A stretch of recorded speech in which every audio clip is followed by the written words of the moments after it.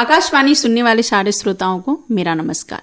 जैसा कि आप जानते हैं, हर बार हम अपने स्टूडियो में किसी न किसी खास व्यक्तित्व से आपको मिलवाते हैं, जो कि आपको अपने नई जानकारियों से रूबरू करवाते हैं, जो कि अपने ज्ञानवर्धक समाचार और सूचनाओं से आपको प्रेरित करते हैं।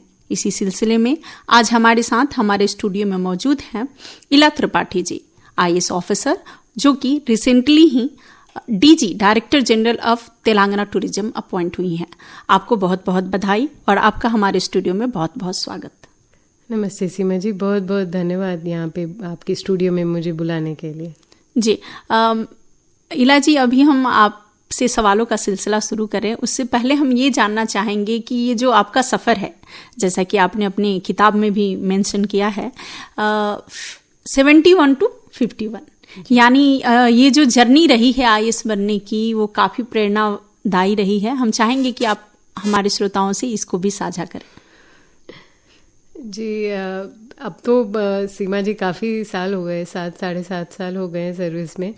देखिए, कोई भी जो युवा होते हैं, जो भी इस सर्विस में आने की सोचते हैं, सभी उस दौर से गुजरते हैं, सभी कठिन परिश्रम करते हैं। काफ़ी अनुशासन के बाद इस सर्विस में एक जगह मिलती है, उस फाइनल लिस्ट में, मेरिट लिस्ट में एक जगह मिलती है। जैसा कि सर्विस के आने की बात की अगर जर्नी कहूँ तो काफ़ी चुनौतियों भरी रही, पर बहुत ही उससे सुखदायक भी बोलूँगी। कहीं कहीं बाढ़ प्रभावित क्षेत्रों में मैंने 2 जगह काम किया है, भद्राचलम और मुलुगु। दोनों ही गोदावरी के तट पे सिचुएटेड हैं। और अभी हाल ही में कंप्लीट हुए पार्लियामेंट और विधानसभा चुनाव में भी मुझे DEO डिस्ट्रिक्ट ऑफिस कलेक्टर के रूप में काम करने का मौका मिला। तो मैं कहूँगी ओवरऑल 90% बहुत ही अच्छा अनुभव रहा है, एंड उम्मीद है कि आगे भी ऐसा ही रहेगा। 10% देखिए, हर जॉब में कुछ ऑक्यूपेशन हैजार्ड्स होते हैं, परिवार से दूर रहना, परिवार को उतना समय ना दे पाना, तो वो सब रहा, पर ओवरऑल मैं कहूँगी कि बहुत ही अच्छा आनंददायक रहा। जी, यानी ये वर्द था, इतना डिजर्व करता था कि इतनी मेहनत की जाए। जी, अब चलेंगे हम अपने सवालों की तरफ। इला जी, पर्यटन जैसा कि टूरिज्म माना जाता है, ये है क्या वास्तविक रूप से, और इसका महत्व क्या है? देखिए सीमा जी, हम अगर इसमें देखें तो मैं एक व्यक्तिगत रूप में टूरिज्म को एक जीवन शैली की तरह देखती हूँ, क्योंकि आजकल आदमी भाग दौड़ में बिल्कुल एक तरह से एक क्रम शैली में, एक शेड्यूल में बंध सा गया है। तो मेरे ख्याल से पर्यटन ना ही आपको एक आनंददायक अनुभव देता है, बल्कि आपकी विचारधारा को भी काफ़ी रूप से प्रभावित करता है। तो पर्यटन जो हम तेलंगाना में भी जो अब हम प्रमोट कर रहे हैं, as a way of lifestyle हम उसे प्रमोट करना चाहते हैं। एंड जो भी रोज़मर्रा की जो भी जीवन शैली है, उससे एक आनंददायक ब्रेक लोगों को मिले, एक नए अनुभव, एक नई अनुभूति को वो लोग देखें। हम इस तरह से पर्यटन को विजुलाइज करते हैं। जी, काफ़ी सराहनीय आपका उत्तर रहा है और मेरे ख्याल से श्रोता भी इससे बहुत संतुष्ट रहे होंगे। हमारे शहर में, जैसे कि अभी आपने बात किया तेलंगाना की, इस राज्य में पर्यटन के लिए ऐसे कौन से स्थल हैं जिसे आप चाहेंगे कि लोग जानें और आके विजिट करें? देखिए, पूरा जो यूनाइटेड आंध्र प्रदेश था, तेलंगाना आंध्रा मिला के सिर्फ एक यूनेस्को वर्ल्ड हेरिटेज साइट है, वो है रामप्पा टेम्पल। रुद्रेश्वर स्वामी मंदिर बोलते हैं उसे। ये मुलुगु जिला यूनाइटेड वारंगल में स्थित है।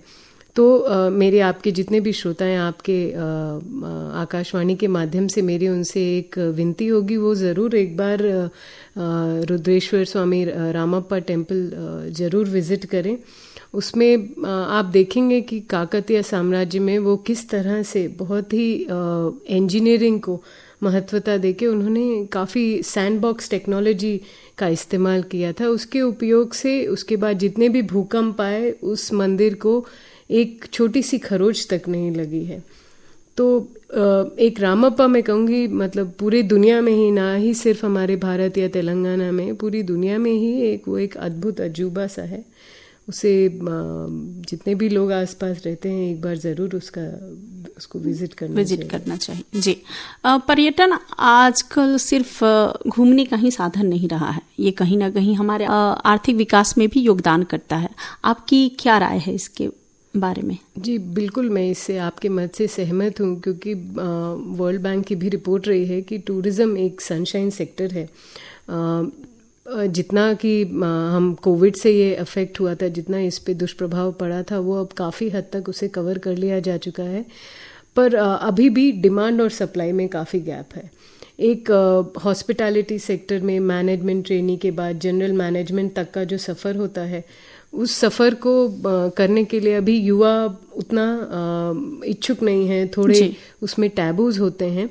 पर मैं आपको ये पूर्ण विश्वास के साथ कह सकती हूँ कि as driver of economy tourism sector, पर्यटन विभाग जो है, ये आगे जाके बहुत बहुत महत्वपूर्ण भूमिका निभाएगा। बिल्कुल बिल्कुल, आपने सही भी कहा है। और मेरे ख्याल से जो आजकल जीवन शैली में बदलाव आ रहे हैं, लोग घूमना पसंद कर रहे हैं, ट्रेवलिंग जो है अब एक part and parcel of life बन चुका है, तो ये आगे चल के काफी हद तक हमारे इकोनॉमिक डेवलपमेंट का हिस्सा बनेगा।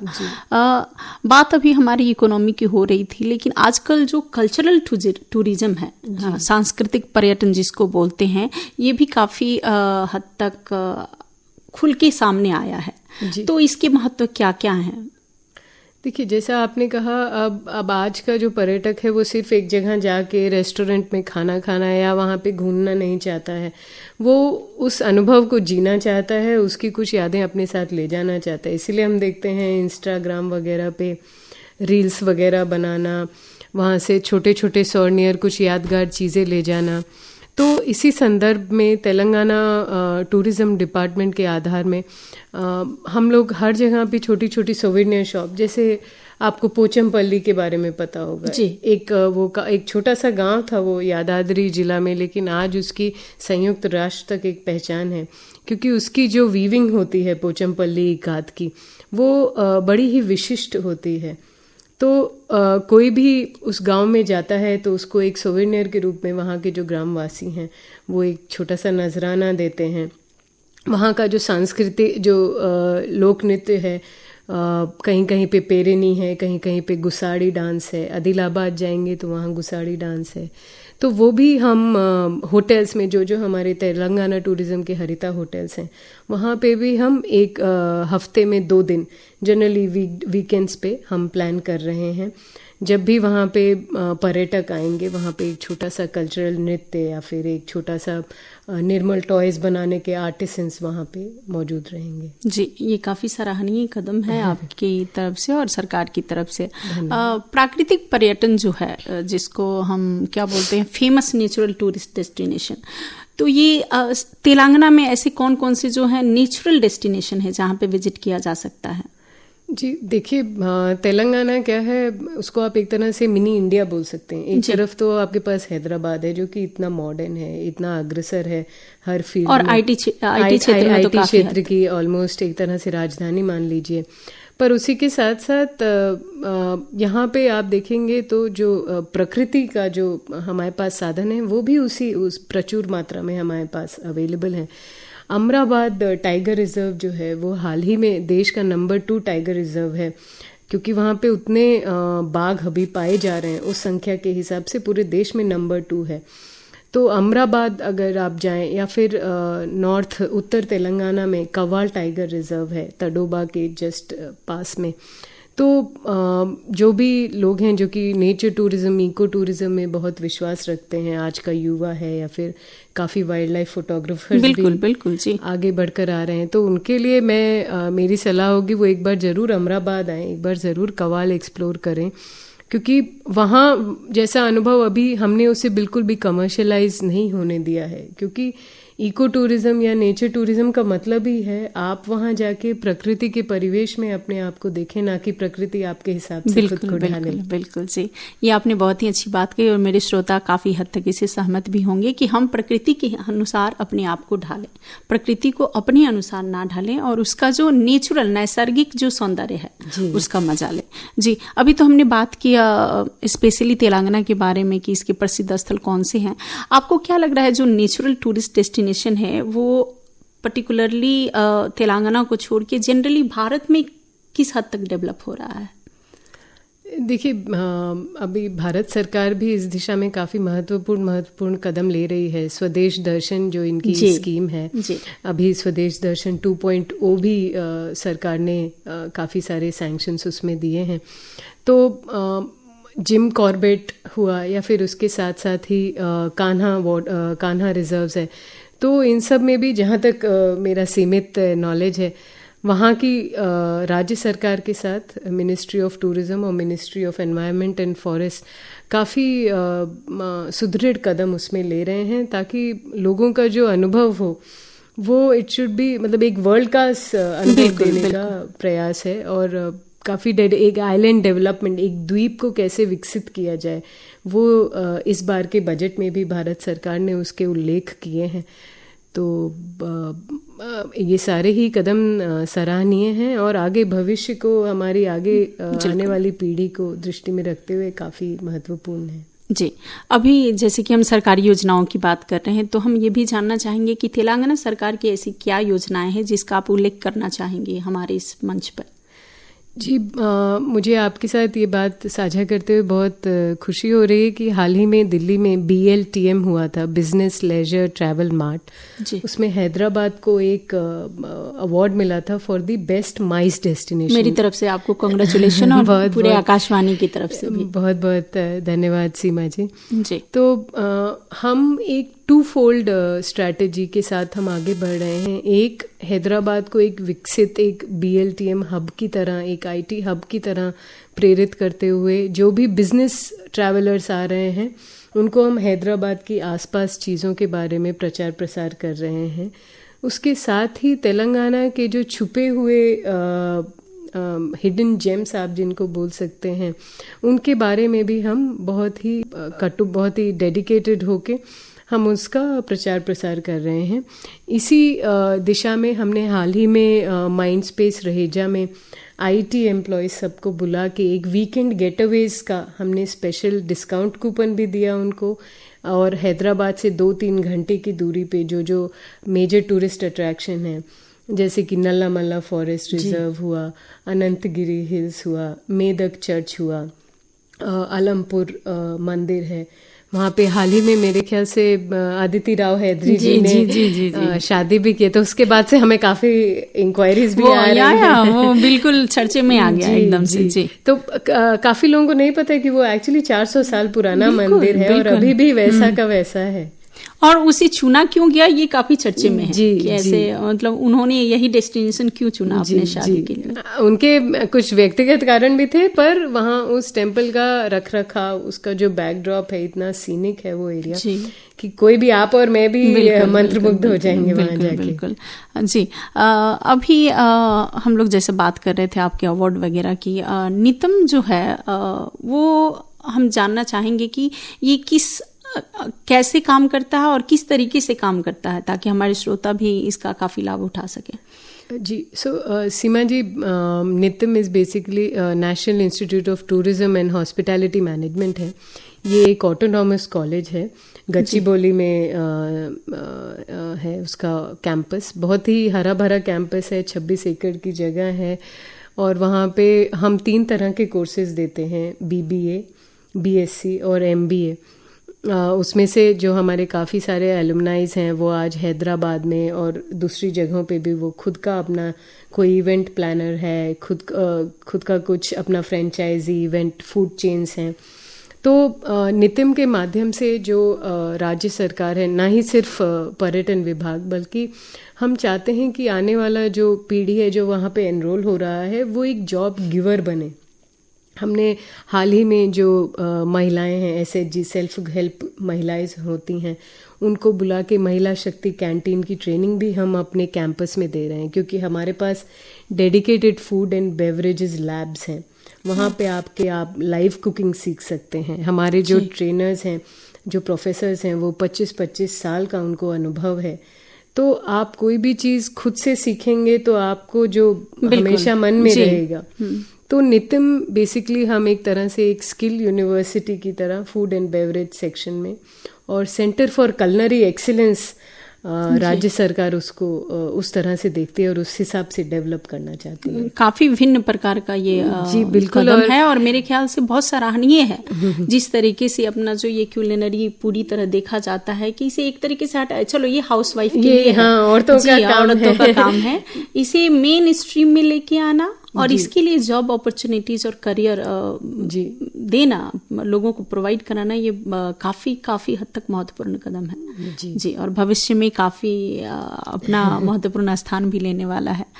आपके अनुसार पर्यटन को बढ़ावा देने के लिए क्या क्या कदम होने चाहिए या आपके कोई सुझाव हो तो? देखिए, पर्यटन सीमा जी दो पहलू हैं इसके, एक तो डिमांड और एक जो सप्लाई। जैसे अभी हम सप्लाई साइड पे हैं जी, हम विभाग की तरफ से हर कदम उठा रहे हैं कि जो भी हमारा पर्यटक वहाँ आ रहा है वो दोबारा आए। बिल्कुल। टूरिज्म अगर हम एज एन इंडस्ट्री देखें तो हमारे लिए रिपीटिशन रेट बहुत इम्पोर्टेंट रहता है, बहुत ही महत्वपूर्ण है। एक बार जो कोई आदमी आया है वो 10 लोगों को बताता है कि भाई ये अच्छा नहीं था या ये अच्छा था, उससे हमें और लोग आते हैं। क्योंकि देखिए, पर्यटन को हम जो हमारा कॉरपोरेशन भी है डिपार्टमेंट में, उसे हम purely as a business entity की तरह देखते हैं और उसी तरह से चलाते हैं। क्योंकि सरकार हर जगह जाके होटल वगैरह चलाना वो नहीं हो सकता।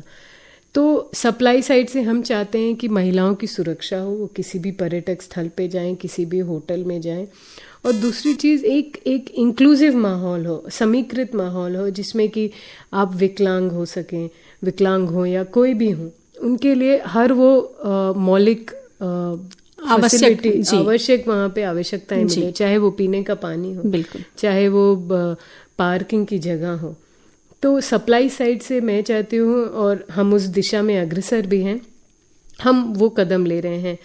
अब बात आती है डिमांड की, तो आज का जो पर्यटक है वो काफी डिमांडिंग हो गया है। बिल्कुल। और मेरे ख्याल से आगे वाले दिनों में वो डिमांड बढ़ने ही वाली है। तो सप्लाई साइड से तो हमें उसे आए दिन हमारे लिए एक चुनौती रहती है। जैसे अभी आपसे बात हो रही थी कि ये त्योहारों का माहौल है, बाकी सारी जगह थोड़ा स्लो हो जाता है, पर हमारा यही मेन सीजन होता है लोगों को अपने स्थलों पे लाना। तो डिमांड साइड से अभी काफी कॉम्पिटिटिव है, हमें प्राइवेट सेक्टर से भी काफी चुनौतियां मिलती हैं और हमें आए दिन कुछ ना कुछ नया करते रहना है, पर ताकि लोगों को आकर्षित किया जा लोगों को आकर्षित कर सकें। और इसमें क्या होता है सीमा जी की आए दिन ट्रेंड बदलते रहते हैं। बिल्कुल, एक चीज जो एक महीने चल रही है, जो नवरात्रि में या बोनालू में चल रही है, वो हो सकता है बथुकम्मा में ना चले। तो हमें लोगों की नीड्स के हिसाब से कस्टमाइजेशन अभी काफी बढ़ गया है जी, यानी लोग अवेयर भी हो रहे हैं और डिमांड भी बढ़ गया है, उस तरीके से आपको सप्लाई भी बढ़ानी पड़ रही है। पर्यटन स्थलों पर स्वच्छता जो है वो काफी एक साइडलाइन टॉपिक रहा है हमेशा, क्योंकि सबसे ज्यादा मेरे ख्याल से गंदगी वहीं पे फैलती है और जो कि कहीं ना कहीं हमसे मिस हो जाता है जी। तो इसका क्या महत्व है और इसके गंदगी की कारण क्या क्या है? जी, जैसा कि आपने कहा, कई बार जो हमारे उसके लिए एक तरह से देखा जाए तो डिमांड और सप्लाई साइड दोनों ही जिम्मेदार हैं। मैं ये बोल के अपना पलड़ा नहीं झाड़ूंगी कि हम लोग पर्यटन स्थल का सरकार की तरफ से सही देखरेख नहीं करते, लेकिन आज का जो पर्यटक है वो एक तरफ जागरूक भी है, लेकिन जो डिस्पोजेबल वेस्ट है उसका जो घनत्व है, उसकी जो क्वांटिटी है वो भी बढ़ गई है। आप चाहे वो खाने के पैकेट ले लें या फिर रीयूजेबल प्लास्टिक ले लें, इन सभी की खपत जो है आजकल बढ़ गई है। उसी के साथ साथ पर्यटन स्थल में हम जितना भी चाहें उनसे कदम से कदम मिला के जो भी हमारा वेस्ट प्रोड्यूस हो रहा है उस तरीके से हम कदम नहीं मिला पा रहे हैं। लेकिन इसी चीज़ के मद्देनज़र तेलंगाना टूरिज़्म ने काफ़ी विशेष कदम लिए हैं, उसमें से एक मैं आपके साथ साझा करना चाहूँगी। जैसे कि हम प्लास्टिक बैन के लिए काफ़ी हम दृढ़ हैं। हमने अमराबाद जो कि एक टाइगर रिजर्व है उसको पूर्णतः उसको प्लास्टिक निषेध कर दिया है। उसी के साथ साथ हमारी जो भी मुख्य पर्यटक स्थल हैं, चाहे वो गोलकोंडा हो या फिर रामप्पा मंदिर हो, कुंटाला फॉल्स हो, वहाँ पर भी हम धीरे धीरे करके पूर्णतः सिंगल यूज प्लास्टिक को निषेध कर रहे हैं, पूर्णतः बैन कर रहे हैं। काफी सराहनीय कदम है ये, क्योंकि मेरे ख्याल से प्लास्टिक ही एक ऐसा तत्व है जो सबसे ज्यादा हार्म करता है हमारे एनवायरनमेंट को। जी, पर्यटन स्थलों पे जो कूड़ा कचरा प्रबंधन है उसको कैसे किया जाए, इसके ऊपर आपका जो भी विचार हो हमारे श्रोताओं के सामने रखें। इसके साथ ही साथ हम ये भी जानना चाहेंगे कि पर्यटन स्थलों पे सबसे ज्यादा समस्या जो होती है वो शौचालयों की होती है। वो स्वच्छ नहीं रहते हैं, वो साफ सुथरे नहीं रहते हैं, और जो कि कहीं ना कहीं हमारे यात्रियों को भी, जो हमारे पर्यटक हैं, उनको भी काफी हद तक सफर करना पड़ता है इन सारी चीजों से। जी सीमा जी, आपने बिल्कुल सही बात कही। एक बार एक पर्यटक आता है तो अगर उसका अनुभव नहीं अच्छा रहा तो दोबारा वो या अपने परिवार के सदस्यों को वहाँ लाने की फिर वो गलती नहीं करता है। इसलिए हम हमारे टूरिज्म डिपार्टमेंट में हमने first impression is the last impression की एक पॉलिसी बना रखी है। तो जहाँ तक कूड़े को प्रोसेस करने की बात है, हमारे 90% जो हमारी पर्यटक स्थल हैं वहाँ पे हम जो गीला कूड़ा है और जो सूखा कूड़ा है उसको अलग अलग कूड़ेदानों में लेते हैं। उसके बाद जो गीला, जो कि प्रोसेसेबल वेस्ट होता है, ड्राई वेस्ट को तो हम बहुत आसानी से उसको डंप करते हैं, उसकी प्रोसेसिंग हम नहीं करते। लेकिन जो हमारा गीला जो कूड़ा है उसमें 80% तक उसको इंसिनरेट करते हैं जी, ताकि उसमें से जो भी ऐसे पदार्थ हैं जो कि हमारे पर्यावरण को नुकसान पहुंचा सके उसको वहीं पर हम खत्म करते हैं। आप कहीं भी जाएंगी तो नीले रंग का एक आपको कूड़ेदान मिलेगा जो कि गीले कूड़े के लिए, और हरे कलर का मिलेगा जो सूखे कूड़े के लिए है। जी, मेरे ख्याल से यहाँ पे जैसे कि आपने अभी मेंशन किया कि लोगों को जागरूक होना ज़्यादा जरूरी है। सरकार जो है वो आपके साधन मुहैया करवा सकती है, लेकिन कदम आप ही को उठाने पड़ेंगे। तो सरकार कुछ करे इससे पहले हम इंडिविजुअल लेवल पे कुछ करना चाहिए। ये मेरी भी अपील रहेगी मेरी श्रोताओं के साथ। पर्यटन स्थलों पे जो जल प्रदूषण है वो भी काफ़ी हद तक पाया जाता है और लोग बीमार भी काफ़ी पड़ते हैं। तो इसके लिए आप लोगों का क्या कदम रहता है? देखिए, हमने तेलंगाना में आप देखेंगे जितने भी बड़े बड़े मंदिर हैं, चाहे वो भद्राचलम हो, चाहे वो अलमपुर हो जो गुलंबा गढ़वाल जिले में, आप देखेंगे ये सारे पर्यटन स्थल किसी न किसी छोटे तालाब या किसी नदी के किनारे ही स्थित होते हैं, क्योंकि उनका एक ऐतिहासिक महत्व होता है जी। तब का जो साम्राज्य होता है उन्होंने ऐसे ऐसे विकसित किया होता है। तो हम किसी भी तरह का जो डिस्चार्ज है वो किसी भी नदी में नहीं करते। आप वो किसी भी मंदिर में चले जाएं या किसी पर्यटक स्थल पे चले जाएं, तेलंगाना ने हमेशा से इसे एक पॉलिसी बना के रखी है और अभी भी राज्य सरकार की यही प्राथमिकता है कि किसी भी तरह से पर्यटन स्थल पे जो कूड़ा या जो भी एफ्लुएंट, जो लिक्विड तरल पदार्थ जो भी उत्पन्न हुए हैं वो किसी भी तरह से नियरेस्ट वाटर बॉडी, नदी, तालाब या किसी पोखर में ना रिलीज किए जाएं। तो वो तो तेलंगाना में हम 100% उसे सुनिश्चित करा रहे हैं। जहाँ तक बात रही छोटे छोटे वाटर बॉडीज में, जैसे अभी गणेश विसर्जन हुआ, बिल्कुल उसमें हम हाई कोर्ट के आदेश को बिल्कुल आंख बंद करके मानते हैं। हम बिल्कुल पीओपी, कहीं पे भी प्लास्टर ऑफ पेरिस का इस्तेमाल नहीं करते हैं। हम हर जगह पे मिट्टी के गणेश उन सब का इस्तेमाल करते हैं। तो जो पोल्यूशन कंट्रोल बोर्ड की जो भी दिशा निर्देश हैं उनको हम 100% हर पर्यटक स्थल में पालन कर रहे हैं जी। हम यहाँ चाहेंगे कि आप पर्यटकों से उनकी जिम्मेदारियों के बारे में कुछ बताएं जो आप एक्सपेक्ट करती हैं कि वो लोग करें। जैसे पर्यटन स्थलों को स्वच्छता बनाए रखने में उनकी भूमिका क्या होनी चाहिए, कूड़ा कचरा फेंकने से पहले उन्हें क्या सोचना चाहिए और उनका खुद का क्या योगदान होना चाहिए पर्यटन स्थलों को स्वच्छ बनाए रखने के लिए। देखिए, आपके श्रोताओं से मेरी यही रिक्वेस्ट रहेगी, यही विनती रहेगी कि जैसा आप अपने घर को स्वच्छ रखते हैं वैसा ही अगर हम किसी भी पर्यटक प्रांगण को रखें तो हमें हो सकता है कि कोई स्पेशल डे रखने की ज़रूरत ही ना पड़े जी। एक सिंड्रोम होता है ब्रोकन विंडोज सिंड्रोम। हमें लगता है कि अरे एक पैकेट ही तो डाल दिया, एक केले का छिलका ही तो डाल दिया, उससे क्या हो जाएगा। लेकिन उस केले के छिलके को देख के और लोग कहेंगे अच्छा यहाँ पे डाला जा रहा है। तो एक घर में अगर एक कांच एक खिड़की टूटी रहती है तो फिर आके वहां पे चोर उचक के और फेंकते हैं कि भाई अच्छा ये बहुत ही आसान है। तो आपके द्वारा फेंका गया एक केले का छिलका वहां पे एक पूरा कूड़े का ढेर बना सकता है। बिल्कुल। तो एक वो पहला स्टेप ही आप अगर वहां रुक जाएं, थोड़ी देर अपने जेब में रख लें या कोई कागज के पैकेट में थोड़ी देर रख लें। मैं ऐसा नहीं कह रही कि लेके जब तक आप वो कचरे की पेटी जी। और आप मानेंगी नहीं, हैदराबाद एज अ शहर और तेलंगाना एक राज्य की तरह आपको यहाँ पे बहुत हाई डेंसिटी मिलेगी कूड़ेदानों की। हर किलोमीटर्स पे या हर 500 मीटर पे आपको जरूर मिलेगा।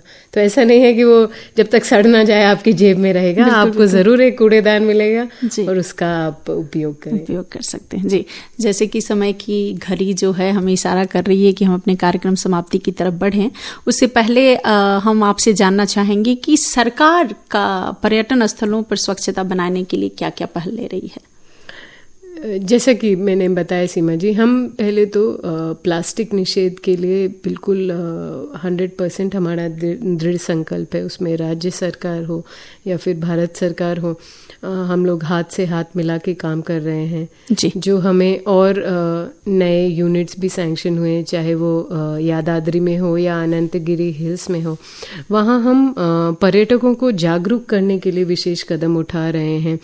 वो हम युवा टूरिज्म क्लब्स के माध्यम से, देखो अपना देश जो कि भारत सरकार का कार्यक्रम है, उसके माध्यम से हम क्या क्या कदम उठा रहे हैं उसके बारे में जागरूक तो कर ही रहे हैं। प्लस पर्यटक स्थल में आपका व्यवहार कैसा होना चाहिए जी। वहाँ के कल्चर को नज़र में रखते हुए आप किसी को किसी भी तरह की ठेस ना पहुंचे उस कल्चर को।